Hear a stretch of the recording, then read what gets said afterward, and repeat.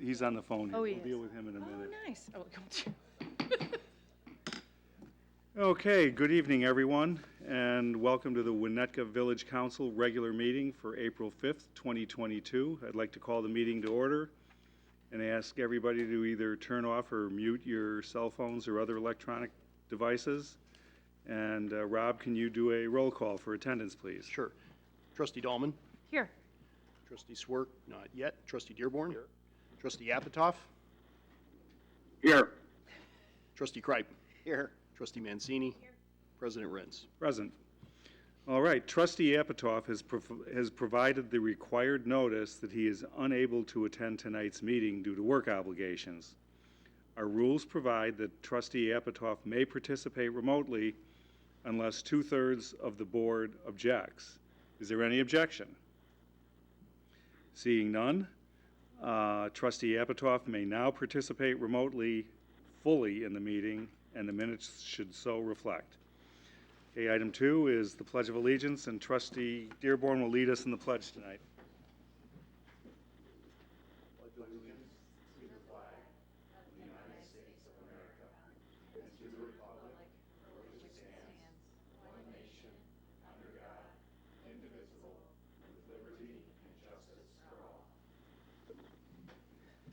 Thank you. All right. Rob, you want to go ahead and check quorums for the upcoming meetings? Certainly. April 12th study session. Trustee Kripe, I have you as. Yeah, I won't be. Okay. Everyone else okay for that meeting? Yep. I will not be there, Rob. We have you remotely, Rob, or not attending. Just let us know which one. It'll be a scintillating discussion on leaf blowers that evening, so. Yeah, I think I will not be attending that. Okay. Then April 19th, regular meeting? Yep. Okay.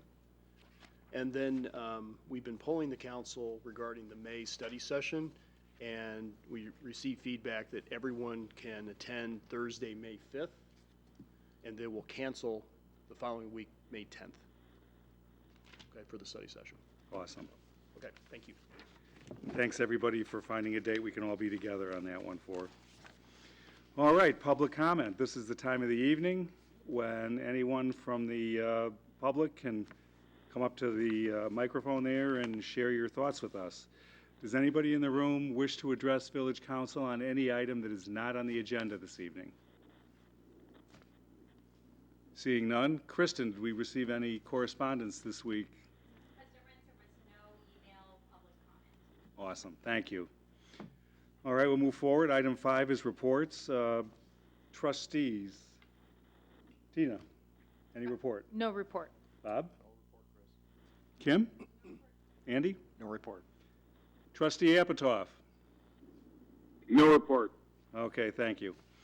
Village Attorney? I'll just briefly address why I'm here instead of Peter Friedman, village attorney. Peter was unfortunately diagnosed with COVID immediately upon return from some travel abroad. So I'm filling his very big shoes tonight. He is already feeling much better. Oh, by the way, turn on your microphone. You gotta push the little black button. It's okay. We heard you. No, just let it go now. If it's lit up, it's working. Nice. Do you have like the little orange thing? Yeah. Okay, good. It's good. It's a Sorry good test of whether or not I can project. We're going to break them in real good up here. Thanks. Rob, do you have any report? Briefly, yes. This week, the Illinois legislature should wrap up their legislative session. We're keeping a close eye on what's going on down there, although it's a bit of a moving target. We are still advocating for the full restoration of the local government distributive fund. We're hoping there's a number of sponsors, including Representative Robin Gable and Senator Laura Fine. So we're hoping that that will come to bear. So Great, it. thank you. And Village President, I have a few items. Just some high points of the last few weeks since we haven't had council. On March 21st, Jim Bernal, Mike Waldron, and I met with the Army Corps on site at both the golf course and the Forest Preserve sites to review the Army Corps request for alternative designs on the Forest Preserve site, and they were also trying to determine their jurisdictional authority on the golf course. Spent the better part of the day with representatives from the Army Corps. Thank goodness that we're out there in the early season because we were deep into the woods over there at the Forest Preserve. They've come back and asked for some modifications to our original plan. Strand is analyzing those changes, and we're in conversations with them on a consistent and regular basis now.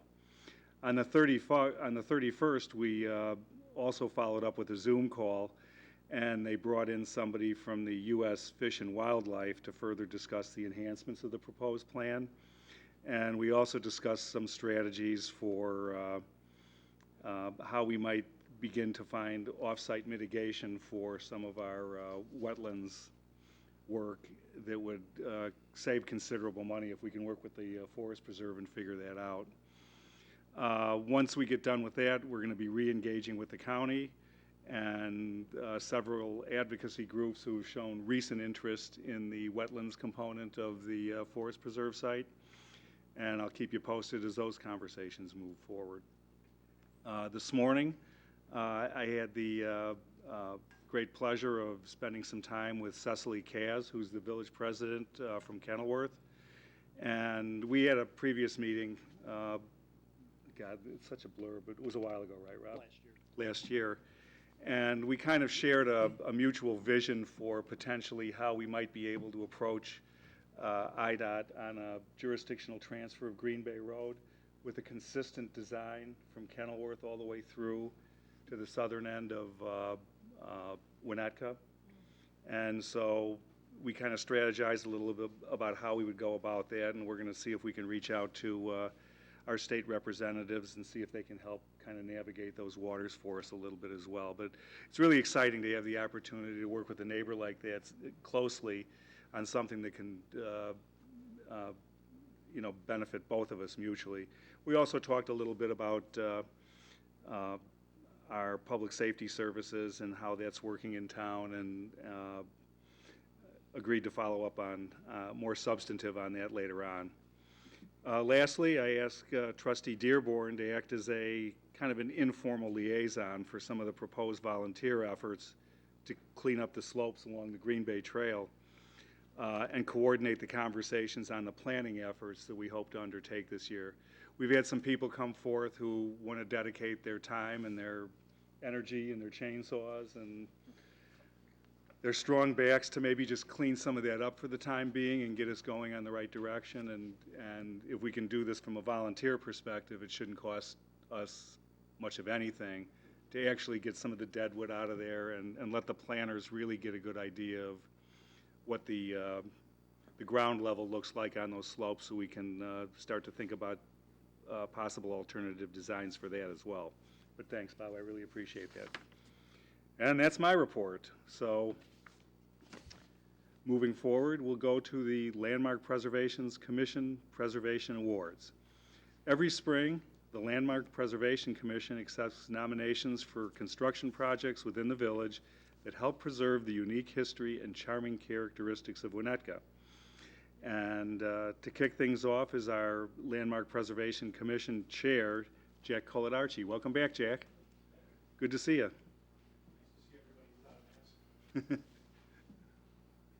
And in person. And in person, right. Except in this case, I had to, of course, wear pants rather than sweatpants.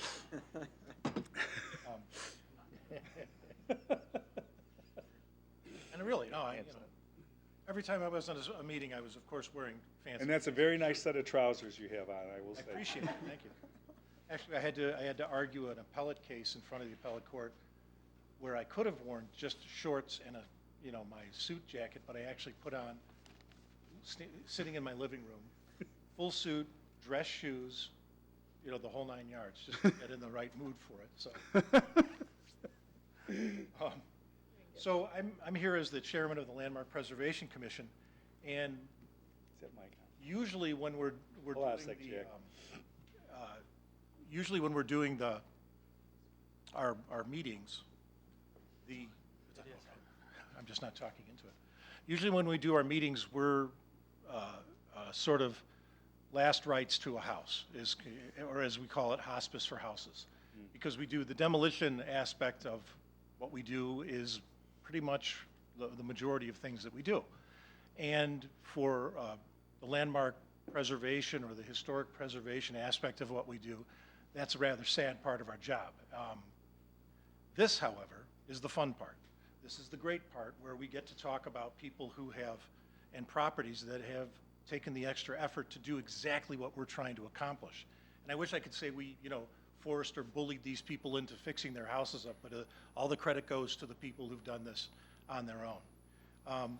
This is, and for all of you who've obviously worked on your houses, when you work on your house, it's a big ask. I mean, there's a lot of work to be done. It costs a lot of money. These people have gone even further. They've gone to the aspect of restoring or fixing something to a higher level, to perhaps the highest level. And this is what makes our village special. This is what we're trying to preserve, and this is what the majority of the respondents to the caucus and to the, when we had the meeting up at the community house, the village meeting, this is what they say they want. They want to preserve the look of the village, the feel of the village, the historic aspect. And these people are at the forefront of doing that. So this is fun. I mean, this is the fun part. First and foremost, I want to thank the people who've done this. This is wonderful. Thank you so much for making this effort. Thank you so much for doing what you can to help us save the way the village looks and to make it visually and historically worthwhile in a sense. And again, all the credit goes to you for doing that, and thank you again.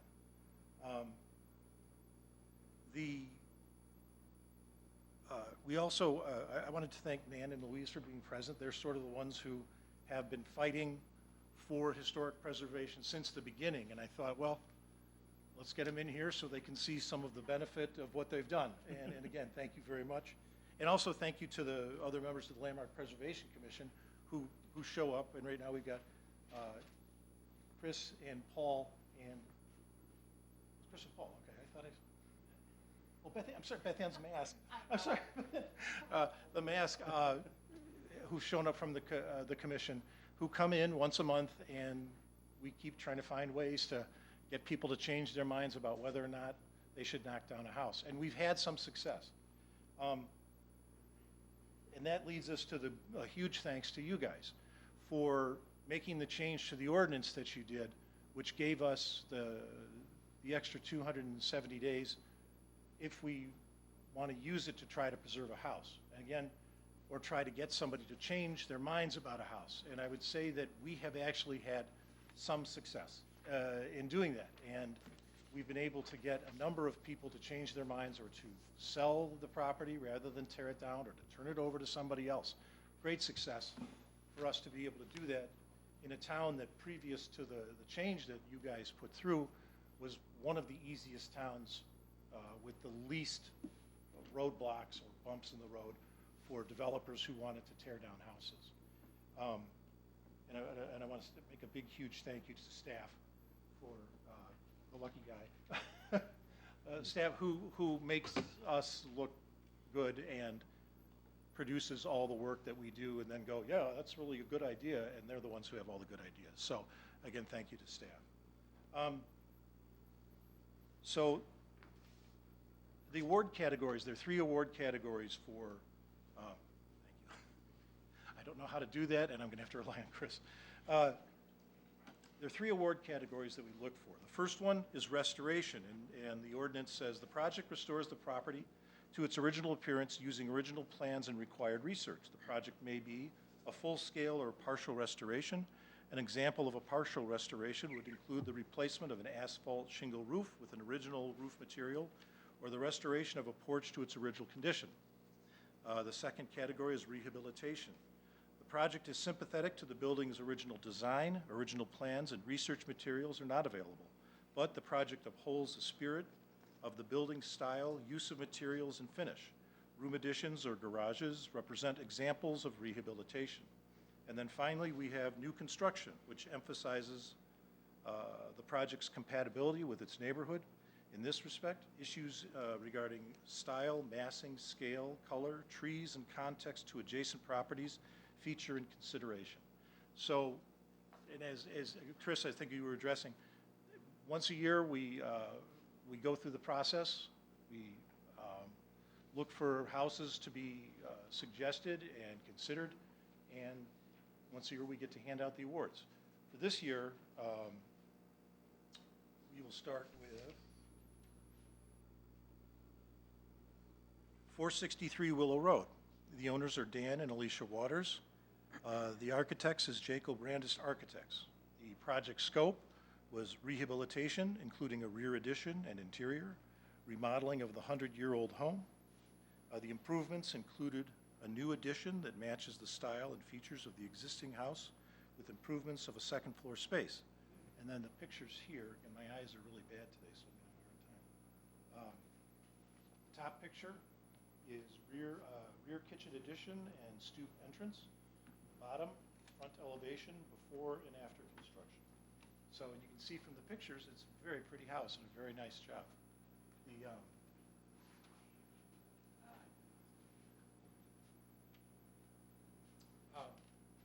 Are Dan and Alicia here tonight?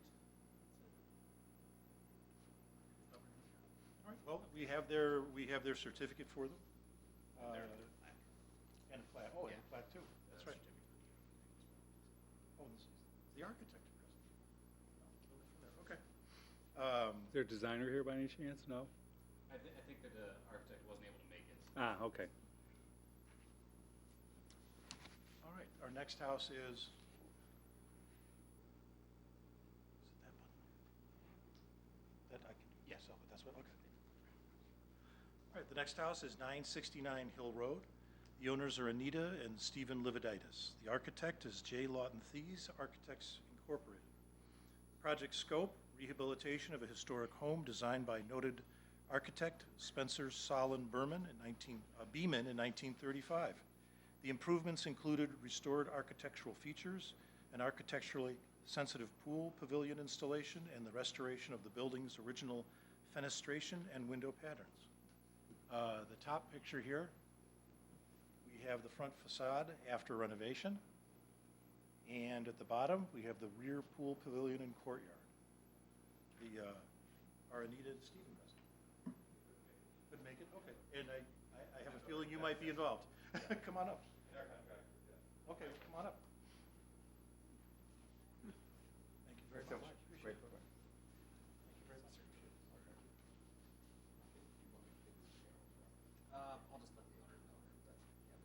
Thank you very much. Well, thank you very much. We appreciate it.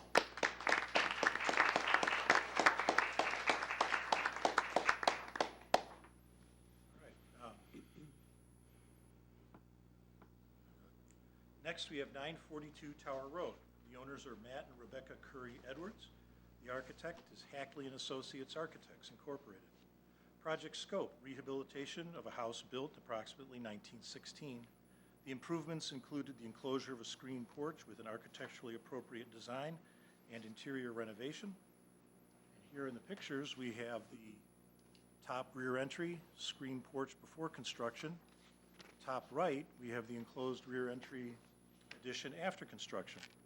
And in the bottom, we have rear entry addition with stoop and stairwell up close. So,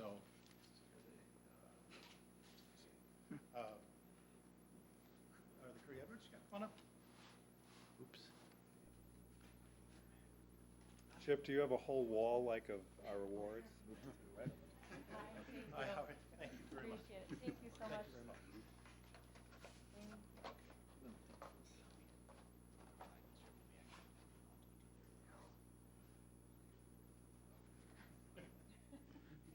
Another one. Thank you.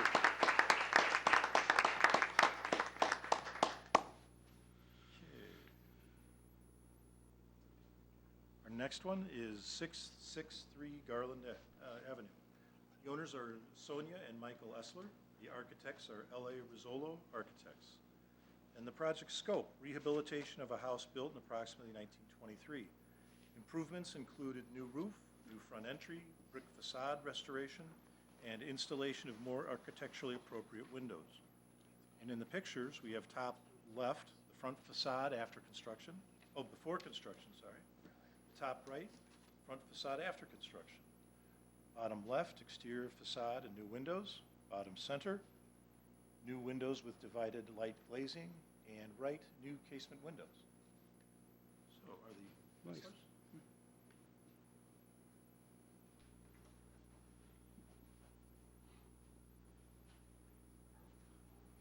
Thank you so much. Appreciate it.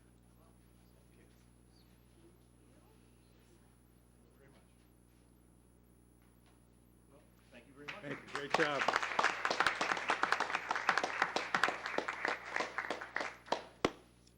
Once again, congratulations to recipients and the architects for the, doing such an excellent job. These are examples of the properties that we've tried. We've had a number of beautiful houses come up before the commission that we've tried desperately to save. And they're as nice as these, in some cases, before the people tear them down. So thank you again to the council for giving us the empowerment. We were talking, Bob, at the meeting last night, the commission was talking about possible additions or corrections we might make, which at some point will be brought forward to you guys to consider. But again, thank you for your support, and we hope to keep doing work that helps you guys. So, thank you very much. Thanks so much, Jack, really appreciate it. Comments from up here? Bob, you want to lead things off for us? I would. And Jack's right. For those of us that, attend the meetings of LPC and so on, they can be, and you know this at the dais here, they can be really discouraging when we see these beautiful homes leave us. But this is kind of happy moment. It's not quite the 4th of July parade, but it's a pretty happy moment for some of us. And I want to acknowledge Louise Holland and Nan Greenow, who, for years and years have been involved in this effort, great extent. And I also want to acknowledge, the members here from the LPC, Beth Ann Papustis. Beth Ann, you want to stand up so the people here can see you and know who you are? You can take your mask down for a second. There you go. Paul Weaver in the back. Paul's a stalwart of the commission. And Chris Ank, who is also a true stalwart and very involved in this area. You may have seen Chris written up in the Tribune not too long ago. So it really is a fantastic commission, doing tough slogging along the way. But when we see work like this done, really, really beautiful work, it shows that it can be done. And to the extent that we can do anything that is reasonable and makes sense to encourage this, hopefully the council will continue to do that. So thank you all for being here, and thank you all for doing that great work on your homes. The architects, the contractors, the homeowners, it's great to see around town. So thank you. Others? I just love that we're all the beneficiaries of all your hard work. I've watched a few of these on my running path fill up and be worked on for quite a long time, and it's been really amazing to see what you guys have done. I hope it inspires others to do the same. Jump in. Beautiful houses, 942 Tower. I used to live not too far from you. I loved what you did. It's such a great house, and all the houses are great. If you can spread the word, you'll probably have people come up to you when they see your old house, introduce them to your architects, but also tell them if there's anything they need, like if they think, I need a variance for this, that, or the other thing, this council will probably grant it, because we want to see this done. So please spread the word. It's really important, and we really appreciate you giving such great examples for other residents. And thank you to the LPC. As Bob said, I used to be liaison to the committee as well. I always felt it was like having animal lovers work in a kill shelter. It's brutal. So, thank you for all the passion you put into it, Jack and Bob, especially when it came time to extending the waiting period. You had people that were skeptical, and you won us over, and I think it was a great result. So, thank you. You're accepting, Oh. continuing to accept, Who's chatting? sorry, well, we're continuing to accept for the next year recommendations or nominations through the end of May upcoming. So if there are houses out there or people that you think should be put on the list, please. I think this phone over here was Oh, talking. Rob, do you want to add a few words? Sure, yeah, I'll echo a little bit of what everybody said, and obviously what I think one of our finest moments is putting together, strengthening the laws or the regulations to try and save these homes and the ones that, you know, really should be saved. So I appreciate all the hard work, and I hope when you see some of the successes that others, when they come to town, including other builders, will follow suit and think, what can we do to restore and preserve? I look at what's happening at 740 Ardsley and the amount of work they're doing to make this house last for another 100 years. It's going to be one of the most remarkable results you can ask for. So thank you for your hard work, and it's great to see this kind of pick up some steam, this momentum on preservation. Thanks, Rob. Okay, go ahead, Tina. So, fantastic work. I would just say, as important as it is to have laws that help give us a pause to prevent demolition, it's even more important, to Andrew's point, to make sure our code is flexible enough to allow people to continue living in older homes and modernize them and have a thoughtful approach to variances. Because as we know, and as I know, since I did 3 projects with Chipacle in my house to modernize my home, it's not easy. It's expensive to keep an existing home, and it's often, takes a lot more time, and you always end up in surprises. And so just as we're committed to ensuring that we have the tools to slow down demolition process, I think we've done a really good job to try to create incentives and be more flexible. And obviously this is a product of our work, so I'm so thrilled. So congratulations to you all and for your commitment to preserving old homes. Okay, great projects, congratulations, and let's keep it going. Yeah. Thanks. Yeah, and I want to particularly thank the homeowners. I've been through several renovations over my lifetime here in Winnetka, and it's brutal. And it really does take a certain amount of commitment. It takes a large commitment to wake up every morning at 6:30, let the people in your house, try to scramble the dog and the kids out the door while you're dealing with the contractors and everything. There's a lot of work involved with it, but as we can see here tonight, I mean, the results are fantastic and just, it's awesome. And thank goodness we have quite a stable of really talented designers up in our neck of the woods who understand how to do this sort of thing and bring forth really, really fantastic changes to structures that do deserve a second, third, and fourth life here. So, again, thanks to you people that write the checks and who have tolerated this and are still willing to show up here at Village Council and show off your good work when you're done. So thanks so much for that. Really appreciate it. So, thanks. You want to give them another round of applause? Yeah. For everybody. Okay. With that item out of the way, we'll move forward with the more mundane aspects of this evening's meeting. The first one is the approval of the agenda. Does any trustee wish to remove an item from the consent agenda for a separate vote? Hearing none, may I have a motion to approve the final form of the consent agenda? Second. Voice vote? Voice vote. All those in favor? Aye. Opposed? Aye. Okay, that carries unanimously. Item 7 is the consent agenda, and I will ask the village clerk to read the items on the consent agenda. Thank you. Approval of Village Council minutes for March 8th, 2022 study session, March 10th, 2022 special closed session, March 15th, 2022 regular meeting. Approval of the warrant list dated March 8th, 2022 through March 21st, 2022 in the amount of $1,361,425.03. Resolution number R41, 2022, approving change order number 1 to a contract with A-Lamp Concrete Incorporated for construction of Streetscape Phase 4. Resolution number R42, 2022, sanitary manhole rehabilitation. Resolutions number R43, 2022, sidewalk curb and replacement program. Resolution number R44, 2022, approving an agreement with Multi-System Management Company for custodial services. Resolution number R45, 2022, approving a settlement agreement with Standard Equipment Company regarding a leaf collector.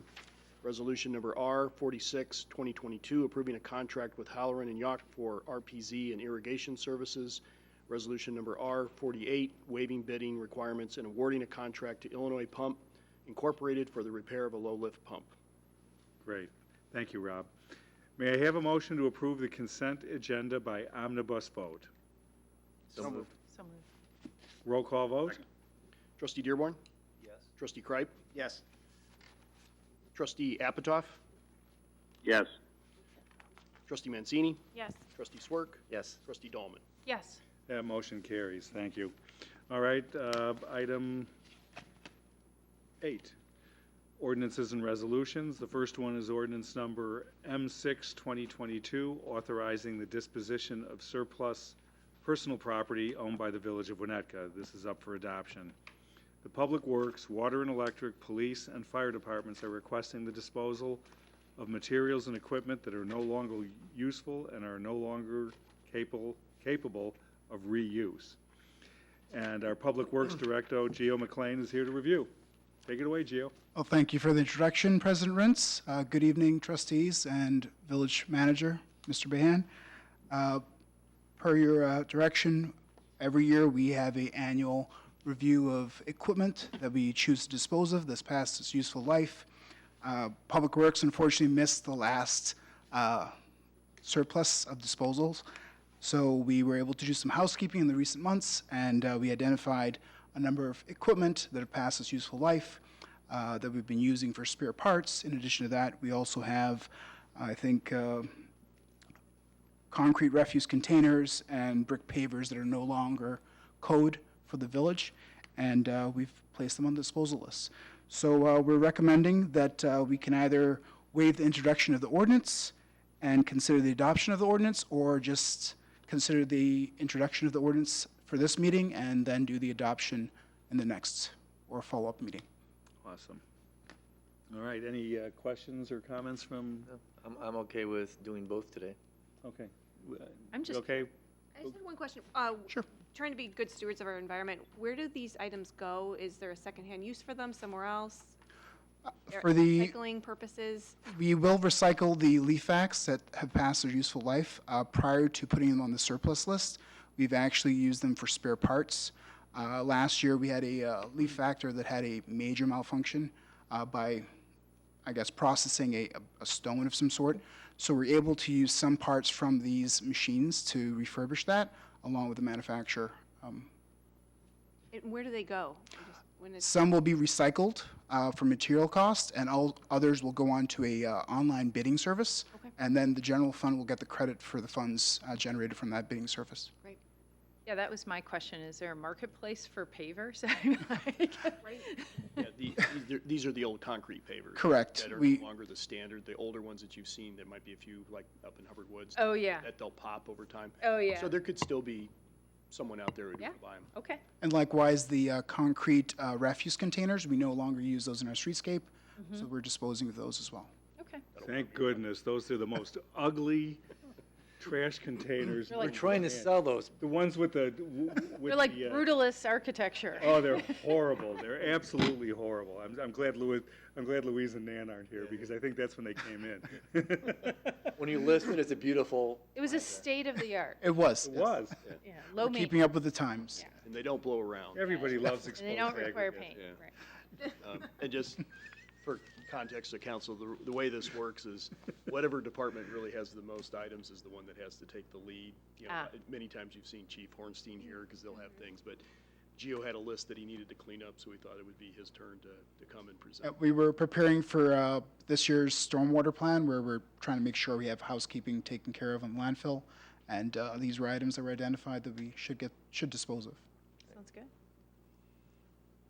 Any others? No, I'm in favor of introduction and adoption. We all okay with that? Okay, well, okay, if I'm waiving intro, I need a motion to waive the introduction of ordinance number M6, 2020. So moved. Second? Voice vote. All those in favor? Aye. Opposed? Aye. Okay, that motion carries. Now we'll move forward. May I have a motion to adopt ordinance number M6, 2022? So moved. Second? You got that? Yep. Okay, roll call vote. Trustee Swerk? Yes. Trustee Mancini? Yes. Trustee Dearborn? Yes. Trustee Dahlman? Yes. Trustee Apatoff? Yes. Trustee Kreip? Yes. That motion carries. Thank you. All right, item B, 8B, is resolution number R38, 2022, Council Chambers AV upgrade contract.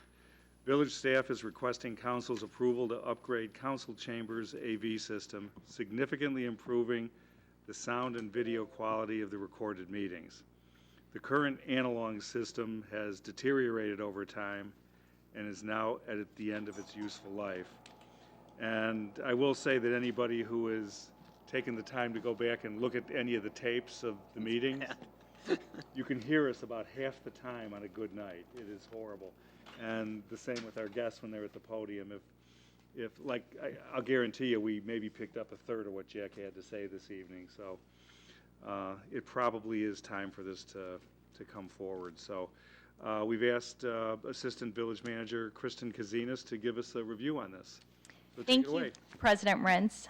The 2022 budget contains funding of $200,000 in the Facilities Fund to replace and upgrade the council AV system. This does include council chambers, the adjacent control room, and the conference room. The new digital system will include upgraded HD audio and video, so people can see and hear all public meetings, and an ADA-compliant hearing loop. Mid-January, we retained a technical consultant to assist us with the formulation of the scope of work and analysis of the proposals we received. The scope of work is on page 262 of your agenda packet and was provided to 4 qualified vendors. Of those, 2 declined to propose. Staff reached out to another vendor to attempt to obtain a 3rd proposal. However, their response was late and non-responsive. Therefore, we have 2 responsive proposals, one from APT, the other from AVI, that were analyzed by the consultant compared to the scope of work. See page 240 of your agenda packet. The best choice is AVI Systems proposal at a cost of $168,182.60. Their solution meets all of the stated technical specifications outlined in the scope of work, except for including the cost of 2 computers. In the AVI proposal, the village will purchase and provide these 2 computers. AVI is highly qualified and experienced in municipal AV system installations and support. Their suburban client list includes 38 municipalities, including some of our neighbors, Deerfield, Evanston, Glenview, Northbrook, Lake Bluff, Lake Forest, and Skokie. Should the council approve moving forward, due to supply chain issues, work will likely start in August or September and will take 6 to 8 weeks to complete. During this time, public meetings will need to be temporarily relocated to the police department classroom. Once the contract is approved, staff will meet with AVI and refine the schedule, allowing sufficient time to notify the public about the change in venue. We agree with the consultant's recommendation and ask council to consider adoption of Resolution R38, 2022, waiving bidding and approving an agreement with AVI Systems for upgrading the council AV system. I'm happy to answer any questions at this time. Okay, questions for Kristen? Oh, good. I was just curious if you got any feedback why we didn't have as many bids. Is it because of supply chain shortages and failure, belief that they couldn't comply with the terms? I'm just kind of curious. Yes, supply chain issues were mentioned by both of the firms that declined to propose. They simply could not guarantee that the work can be completed in this fiscal year. Additionally, they discussed labor shortages for having the installers available to complete the work. My only question is, I see the total of your budget that gets to 200. Just knowing electronics and how this stuff goes together, there's always going to be something that comes up. Is there any contingency in there that is going to cover the unknown items that will come up? Yes, Trustee Swerk, you can see that I lumped together in the 23,617. That does factor in some contingency for those components. The quotes for the carpet and the millwork are contingent based upon once we have the scheduling to be able to determine when the work would be performed. Okay, great, thanks. Others? I have one question. Yes. On the, we're doing something for hearing impaired as well, right? I Yes. remember we had this conversation several years ago before COVID about kind of upgrading that. So can you speak to that a little? Sure, President Rent. And that is one of the reasons that the carpet work is included in the proposal, because we are installing an ADA compliant hearing loop system, which will be installed under the existing carpet. Our current system only works with radio technology and is problematic since there isn't a zone approach deployed. The new system will work with radio frequencies if someone has older technology that they need, as well as be Wi-Fi and mobile device compatible, fully compliant with ADA requirements. Great. I know, I'll have to stop by. Actually, the person who brought it to our attention lives right around the corner from me. And when I'm out walking the dog, I always have to avoid her because I wasn't able to tell her we were making any progress on it. So now I can start walking by her house again and tell her that we're actually going to move forward with the project. So thank you. Thank you. Others? All right, is there any public comment on this Chris, item? I had one thing. Oh, Chris, sorry, Rob. On ABI, Kristen, obviously, I assume you've got recommendations from others. Obviously, I know apps very well and know they will be around in 10 years when if something needs to be done to take care of the system. ABI, I assume, has similar glowing recommendations. Yes, we did speak with their other municipal clients to check references, and they are a national company. So we do anticipate that they would have the capacity and the duration to support the system in the long term. Okay, thank you. Thank you. Anybody else? All right, we'll move it forward then. May I have a motion to adopt, oh, I'm sorry, nobody in the audience wants to speak to this, right? Okay. May I have a motion to adopt resolution number R38, 2022? So moved. Second. Roll call vote? Trustee Kripe? Yes. Trustee Mancini? Yes. Trustee Dearborn? Yes. Trustee Swerk? Yes. Trustee Dahlman? Yes. Trustee Apatow? Yes. That motion carries. Thank you.